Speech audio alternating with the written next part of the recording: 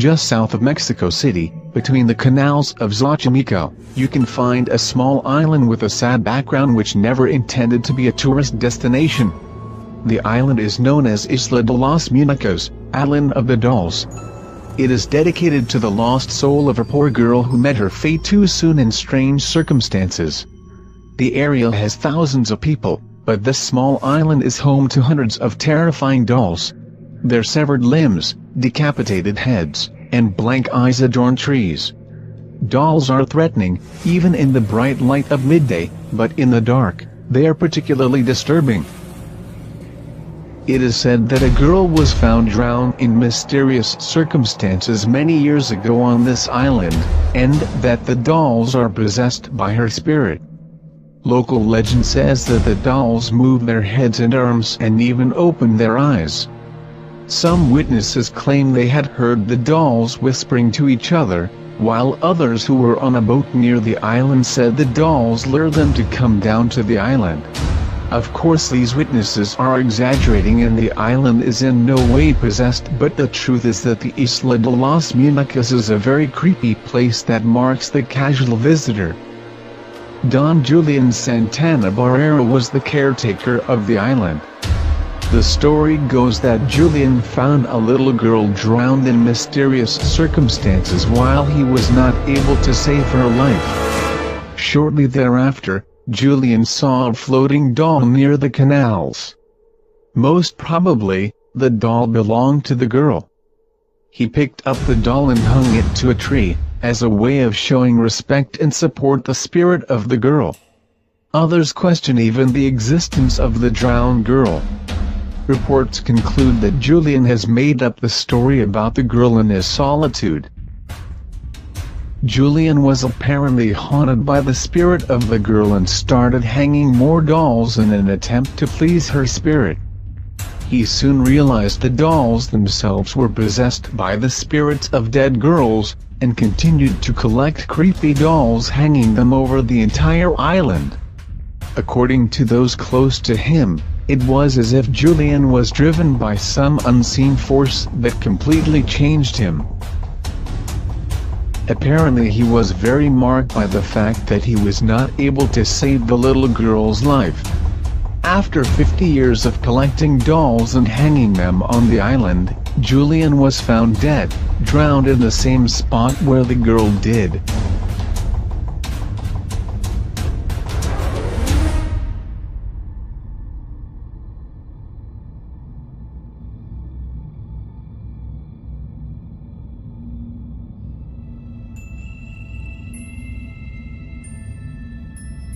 The Winchester house looks like a relatively normal old mansion from the outside, but Sarah, widow of the former residence of gun magnate William Manchester, believed the house was haunted by gun victims of his husband.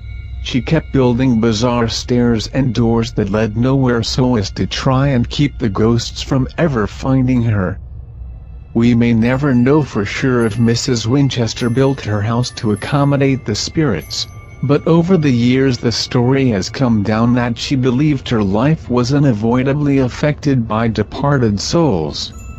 Presumably she wanted to be friendly with the good spirits and avoid the bad spirits, and the way to be friendly with the good spirit, it seemed, was to build them a nice place to visit.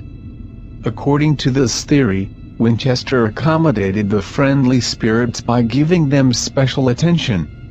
For example, it is said that there were only 3 mirrors in the entire house at the time of Mrs. Winchester's death.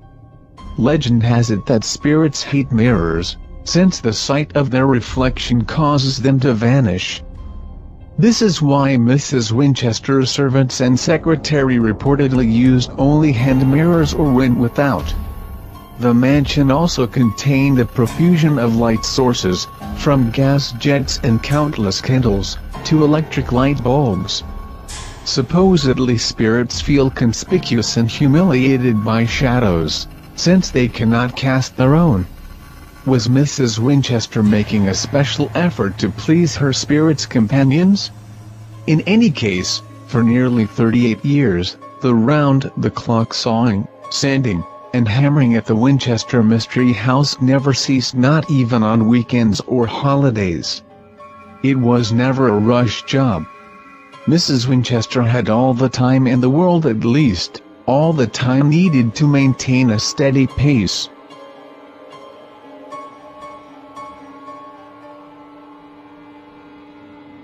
Leap Castle.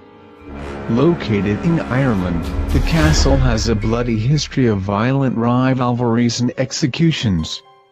It is thought to be haunted to this day, especially after a team of renovators discovered a pit full of spikes and human remains, not so long ago. The castle has been visited by paranormal investigators from ABC Family's Scariest Places on Earth and Living TV's Most Haunted in its first season, as well as the Atlantic Paranormal Society tabs from the third season of Sci-Fi's Ghost Hunters. Most recently in August 2014, Travel Channel's Ghost Adventures filmed their 10th season Halloween special at the castle.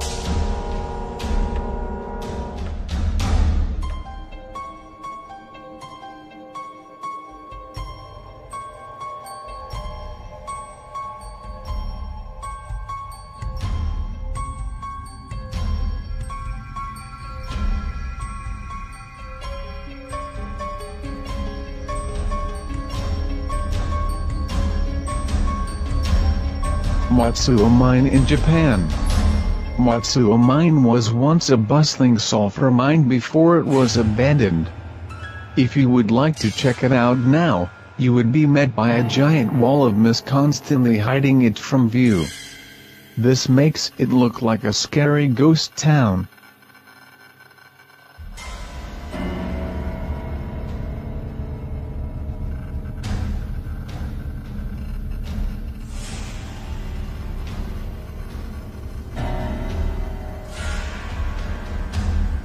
Centralia in Pennsylvania. A mine fire in Centralia has been burning since 1962 and has left the town abandoned almost entirely.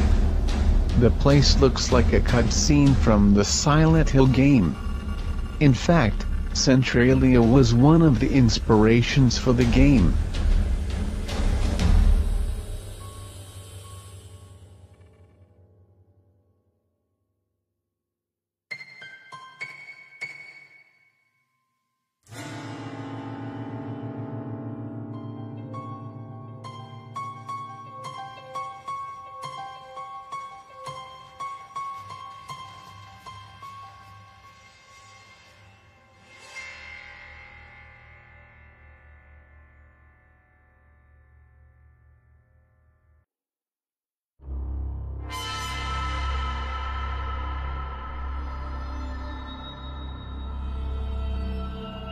Candido Godoy in Brazil. On first sight, Candido Godoy looks like a fairly normal town in Brazil, but if you take a closer look, you realize the town is swarming with twins. In fact, rumors say that a Nazi geneticist fled to this town after the war. He started experimenting on the population, and this is what triggered the phenomena.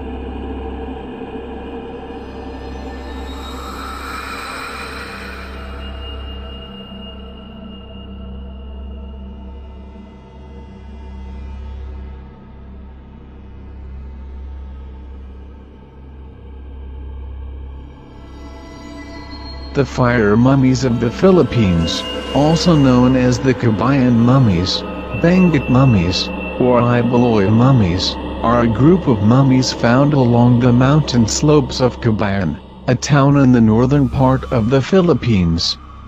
They were made from as early as 2000 BC until the 1500s, when Spain colonized the Philippines.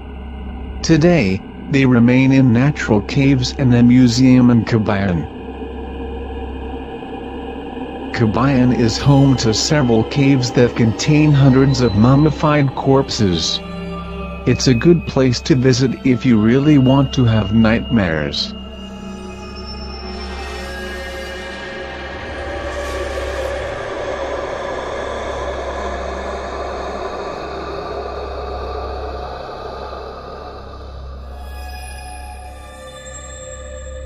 Overton Bridge in Scotland or the Dog Suicide Bridge. You may want to avoid this place if you are a dog lover. Dogs leap to death for no apparent reason, and dozens of them have killed themselves over the last half-century. Even more strange are the circumstances behind these incidents of kamikaze canines. Not only have they been plummeting to their deaths from the bridge, but many have witnessed the dogs actually climbing the parapet wall before making the jump.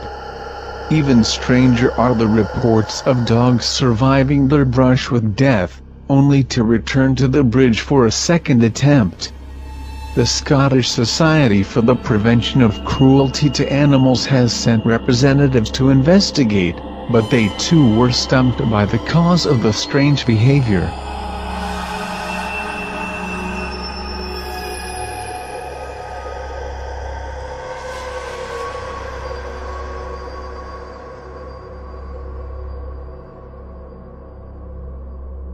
Body Farm in Tennessee.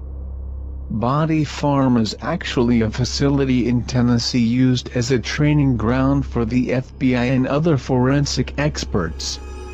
They use it to determine time of death, cause of death, etc., and they use real donated cadavers. This means that the place is full of dead bodies,